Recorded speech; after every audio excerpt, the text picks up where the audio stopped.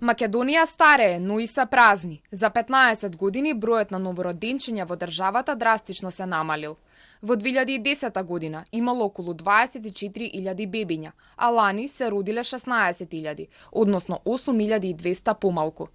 Според досегашните податоци, 10% од децата родени во последните 10 години ја напуштиле државата со нивните родители, пред да се запишат во прво оделение.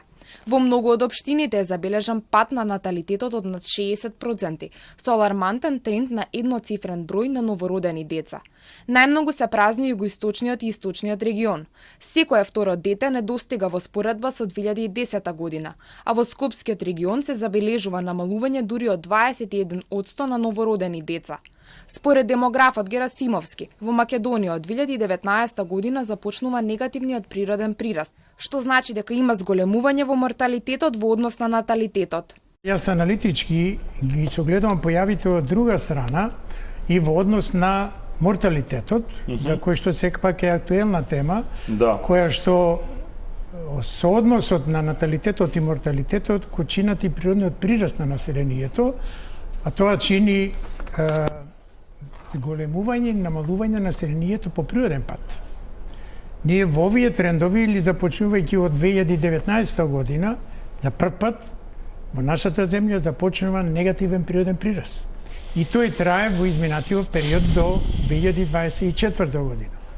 Да не вклучуваме тука периодот на ковидот, каде што имаше 7, 8, 9 илјади, но тој продолжува и последната година нека биде 2024 година имаме 4,5 илјади, негде негативен природен прираст. Тоа значи во стартот, не имајќи ги во предвид и другите фактори кои имаме, дека тој број од 4.500 е многу поголем во однос на она што ние мислиме. По природен пат, значи имаме во стартот 4.500. Владко Ѓорчев, националниот координатор за демографија, смета дека иселувањето нема област која во идниот период нема да ја опфати државата, започнувајќи од пазарот на трудот, па се до високите даноци. Имаме една цела каскада на последици која што буквално нема област која што ова не го допира. Затоа пазарот на труд пред се. Не, се буквално и пазарот на труд, и број на ученици, број на студенти. Ако сакате исто така и самата цена на еден куп артикли ќе се намали затоа што нема да има купувачи. Многу помал пласман, куповната моќ.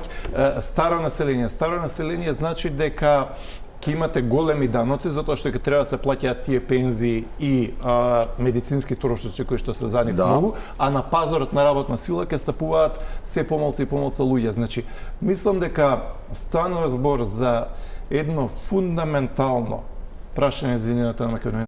Според демографските проекции, населението во Македонија ќе продолжи да се намалува, при што до 2055 година се очекува да падне под 1,3 милиони жители, а со тоа дополнително да се зголемат економските и социјалните предизвици на земјата.